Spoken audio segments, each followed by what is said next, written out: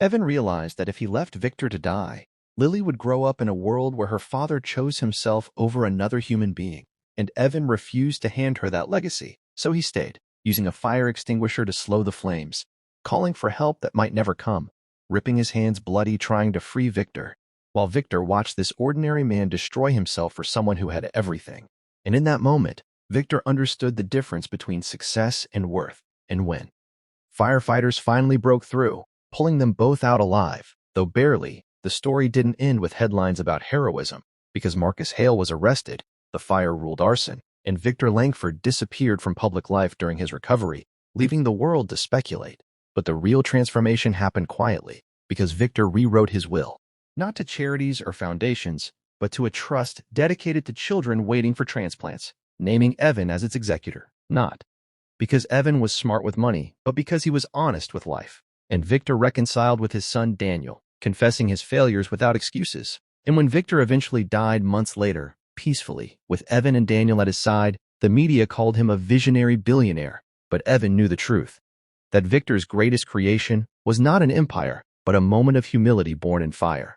And Evan's life changed too, because Lily's surgery succeeded, because Evan left the warehouse job and took over the foundation reluctantly, because he never stopped being a single dad first. And years later, when Lily asked him why people still sent letters thanking him, Evan told her the truth in simple words, that once a man asked him to leave and save himself, and he chose to stay.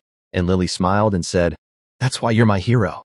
And Evan understood then that the decision that changed everything wasn't about saving a billionaire or surviving a fire, but about choosing the kind of father, the kind of man, and the kind of legacy that no amount of money could ever buy. Story. One long narrative paragraph. "Leave me and save yourself," the billionaire shouted, his voice tearing through the smoke-choked night as flames licked the marble pillars of the estate that had once symbolized absolute power. And in that single moment, Evan Carter, single father, warehouse supervisor, widower, and a man who had spent his life being invisible, realized that the decision he was about to make would not only determine who survived the fire, but who he would be remembered as. Because Evan had never planned to be here, never planned to be standing in a burning mansion owned by Victor Langford, the tech billionaire whose face dominated magazine covers and financial news. Yet life had dragged him here through a cruel series of coincidences, starting months earlier when Evan's 8-year-old daughter Lily needed a heart surgery he couldn't afford. And the insurance rejection letters piled up like quiet death sentences until Evan took a night job as a private driver for Langford Enterprises, shuttling executives.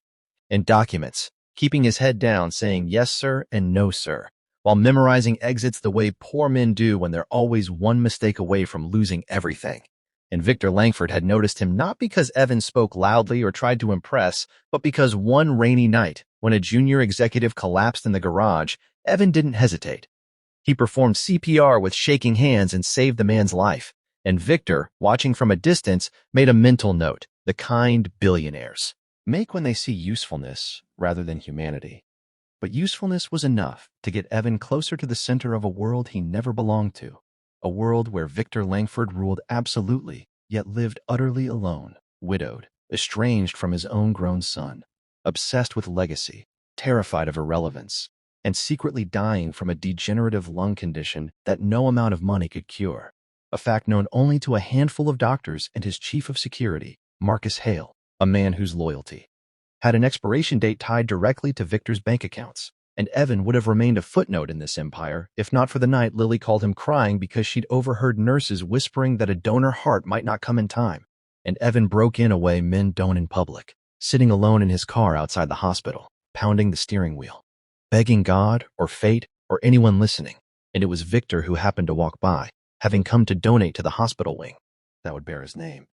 And he saw Evan's grief raw and unfiltered, and something old and buried inside Victor stirred. Because once, decades ago, he had been a poor kid too, terrified of losing his family, and on impulse, an impulse he would later tell himself was strategic, Victor offered to cover Lily's surgery anonymously, but anonymity never survives proximity. And Evan found out when a billing administrator slipped, and Evan confronted Victor not with gratitude but with dignity, saying he would work off every dollar, every cent, because he didn't want charity. And Victor laughed. Not cruelly, but with surprise, because no one ever talked to him like that anymore. And that was when Victor invited Evan into his inner circle, not as an equal, but as an observer, someone he could talk to without masks, someone who didn't want anything except time for his daughter. And over late nights and quiet drives, Victor spoke about regret, about how power isolates, about how his son Daniel hated. And Evan listened, offering no advice, just presence, which turned out to be the rarest commodity in Victor's world.